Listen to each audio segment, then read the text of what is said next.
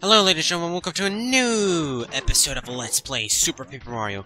On this episode, hopefully we'll be finishing off Chapter 5-2 and getting started in Chapter 5-3. Yes, if that doesn't make any sense whatsoever, 2 plus 1 is 3, so once you finish 2, you should get started with a 3. It's math 181 all over again. Anyway, we switched to Mario, flipped to 3D, and if you remember correctly, there was a TV screen that told us to run around a statue. And look, it's a Yoshi statue. And we reveal a tablet. That looks like the rock tablet that we need. Now, if you remember correctly, we need to collect 3... Oh, stone tablet, my bad. We need to collect 3 tablets. 1 stone, 1 water, and 1 fire. Now, we've collected all 3, so that means that we can finally set them correctly in the proper order that that was told to us in the last episode when we entered the volcano. Now, if you remember correctly, the order was rock, water, fire. So, we're gonna have to insert those in that order, but... 2 mushrooms in a row. I didn't actually, that was purely accidental, my bad. I had no clue there was a... What? Not my bad, I mean, my good, because I had no clue there were 2 mushrooms there, and I think I needed those. Anyway, let's climb up here. It's not tedious at all whatsoever, climbing in 3D. Mario's not going at a sluggish pace that I hate him going in. Anyway, ladies and gentlemen, as we're slowly climbing this ladder, I think it's time to mention today's viewer of the day. So, ladies and gentlemen, today's viewer of the day is ItzAYoshixP. So congratulations, ItzAYoshixP. You're today's viewer of the day. As grand prize for being today's viewer of the day, you get a link to your channel in the description box. Congratulations again, ItzAYoshi. Anyway, rock or stone. Why do I say rock? It's stone. Well, is there really any difference between rock and stone? Water and fire. Excellent. In that order, we had to place those tablets in, and what? What's going on?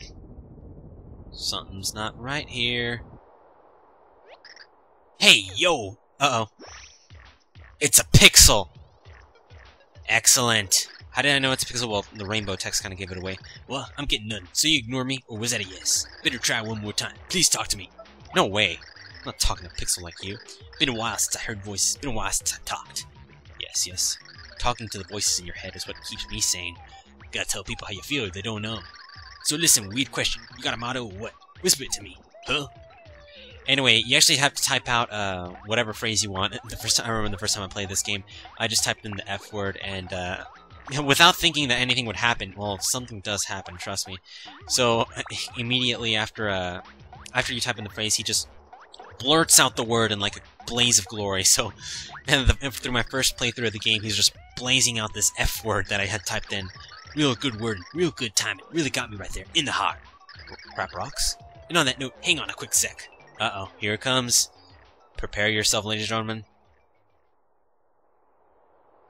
Crap rocks! Oh, I'm never doing that again. No, not screaming like that. So yeah, that's your motto. What you live by, right? Right on. Good stuff. Yes, yes, we all live by those words. Crap. I haven't felt like this in a while. Feels kind of like when I first became a pixel. Wait a minute. You can become a pixel?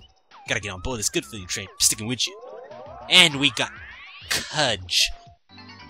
How do I know his name is Cudge? Well, the hammer pixel called Cudge. I have no clue why they even call it. What does Cudge even mean? Swing the hammer to do some serious damage. You can even break giant yellow bricks. Alright. Yeah, feeling good, yeah. I got a ton of pent-up energy, let me tell you. Anyway, Cudge is actually going to be one of your more useful pixels in the game. Yeah, you're so used to me saying useless. Nope, he's pretty useful. A hammer actually does quite a bit of damage, so... yeah, you want to use that quite often. So anyway, we enter down here into this... Well, we broke that yellow brick that's been bothering us for so much time. And I can already see... There's a treasure chest on the other side. So I'm probably going to have to... Let's not finish the level now. Can we get up here? No, it's not this way to get up here. Looks like we're going to have to climb this yellow ladder to get up there. Tedious climbing. Why do they have to make it so slow? I swear, it's just like Legend of Zelda Wind Waker. I mean, Link takes so much time to climb up ladders, as Mario takes so much time to climb up the ladders in Super Paper Mario right here. Now let's float down here, switch to Mario, and let's flip to 3D. The treasure chest is right here. Now, I think I've missed this quite a couple of times. It's not until my last playthrough of the game that I finally discovered. It's actually my 4th time playing this game. Well, playing it to finish it, anyway. But let's finish off the level. That pretty much does it for Chapter 5-2. Good God, glad it's come to an end. It's been like 3 episodes, hasn't it? Well, I mean 2, technically, because we started halfway through the first episode and finished it halfway through this third episode. After repelling Ochuks, Mario and company followed the Flora Sapiens underground. Was the hideout of the Flora Sapiens just up ahead? Wow, it's dark and narrow. Hey, who just kicked me? Sorry, all me.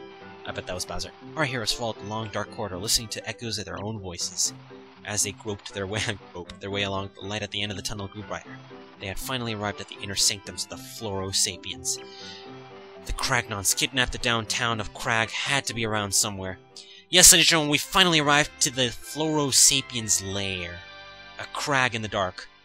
Can this be considered the 5th dungeon in the game? Oh, that's Chapter 5-4. Anyway, Flora Caverns.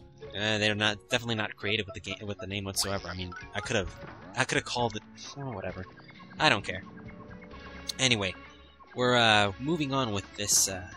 This is actually we're actually about to meet one of my favorite characters in the game, just because he reminds me so much of Steve Irwin. Yeah, I almost forgot his name. I was about to call him the Crikey guy. The Crikey guy. Crikey. Oh, but that was a horrible Austrian accent. Let's get 1,000 and coming to you live from the foul darkness that the Flora Sapiens call home. Lesser Cragnons would weep softly. No one has set foot in the cave and emerged alive, but some make history with sheer gall and willpower, and Flint Cragley is such a man. Cragley Ho! Oh, I love that line. Into the Flora Sapiens Cave of Doom, a Flint Cragley crack-charting adventure. No, wait a second. That'll never play well on the sticks. How about Cragley Ho! Taste danger. Flint Cragley versus a recognated mummy in Flora Sapiens Cavern Central. I wonder if that'll test with the weakened audience. Those Cragnons are fickle. Oh! Hey, Helmet Head! Yeah, Helmet Head! Cragley Ho! Yes, that's his catchphrase. Suddenly out of the cave, mysterious slavering creatures lurch into view. Do they hope to dine on the fillet of Cragley? Would our hero meet their mandibles? Tune in after this brief commercial break to witness torrid conclusion. Is torrid a word? Great. Cut, print, rabbit. Now what do you dolts want? What are you doing here? Oh, you rude son of a female dog. Huh? You're on a quest to find a treasure called Pure Heart? Spectacular. Just fabulous. All-time coincidence, that's what this is. Just great to meet fellow adventurers, really it is. I'm ecstatic about this. Listen, call me Flint. I'm a heck of a guy to know, but crack trotter of all time. I don't know what kind of accent I'm doing here. I'm just mixing stuff. You may know me from Flint Cragley Croc Trotter. That's why I pretended to be kidnapped. I'm filming another epic show. I would like to watch this show. Fortunately, my idiot crew wandered off somewhere so unprofessional. Well, dude, this is kind of a pretty large mine. I mean, how do you expect someone to not get lost? Turn away for a second and they vanish into the foul blackness of this cave. The worst part is, they have the key that'll get me deeper into the infernal abyss. You there! If you run into my crew, tell them I'm waiting and stomping impatiently. Why don't you do it yourself, you pure adventure personified? Think you can. If I remember, but no promises. Yes, Bowser, you show him. How dare he command us like this? Breathe fire, take fire, you Flint Cragley. Don't let my pessimistic nature fool you guys. That's probably one of the best. That's probably the best character that you'll find in this world, at least in my opinion, anyway.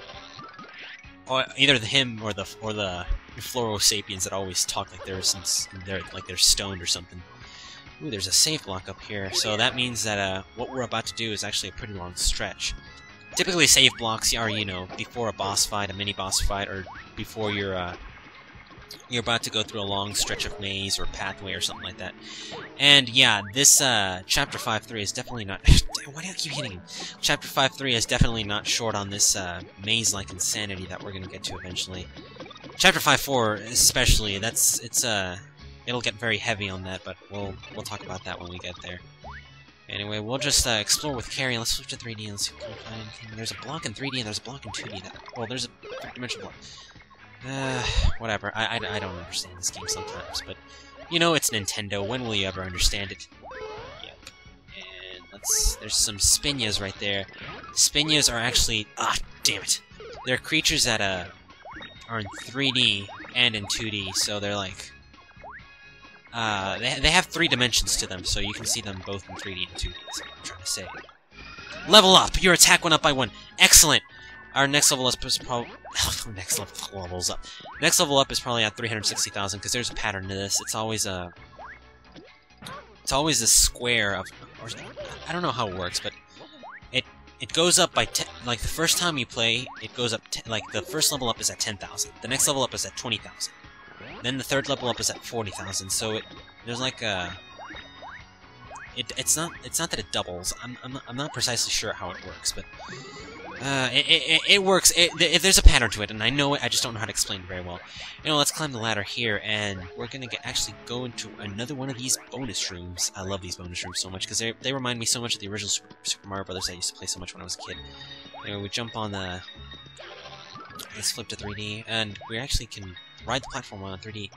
But yeah, this is reminiscent of the beanstalk bonus levels that were in Super Mario Brothers. For example, you had rows and rows of coins that you had to collect while you're on a platform. And at the very end, there were always 3 coins, as you'll see in a minute. Yep, there were always 3 coins like that led you to a gap that you could eventually fall through. But anyway, ladies and gentlemen, that about does it for this episode of Let's Play Super Paper Mario. I will see you next time for Let's Play Super Paper Mario Episode 40. Oh my god, we're already at 40. So until then, goodbye.